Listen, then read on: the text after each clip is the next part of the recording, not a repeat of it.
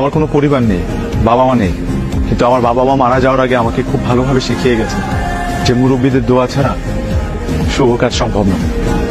আপনি আপনার মেয়ের জন্য সবচাইতে ভালোটা চিন্তা করবেন, এটাই স্বাভাবিক। আপনার মেয়েও আপনাকে যথেষ্ট শ্রদ্ধা করে, সম্মান করে। এই কারণে সুযোগ থাকা সত্ত্বেও সে কোনো ভুল সিদ্ধান্ত নেয়নি। আমার কাছে আমার স্কলারশিপটা স্বপ্নের মতো, সেটা আমি পেয়েছি।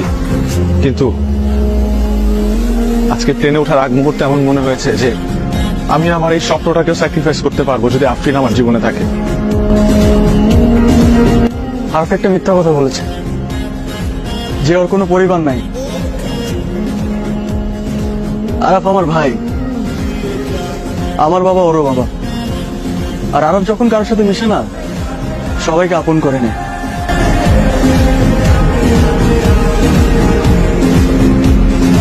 আরাফের মতো সম্পর্কের মূল্য আর কেউ বুঝে না।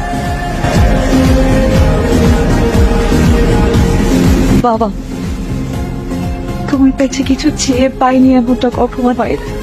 এমনকি আমার কখনো চাইতেও হয়নি। তুমি এমনিতেই বুঝে গেছো আমি কি চাই। আজ আমি আমার সর্বশক্তি আরবকে চাই। তোমাকে ভেবে বাবা। Please uncle, please. তুমি আমার মেয়েকে কোনোদিন কষ্ট দেবে না? কখনো না। ওকে ছেড়ে কোথাও যাবে না? যাব না, প্রমিস করো।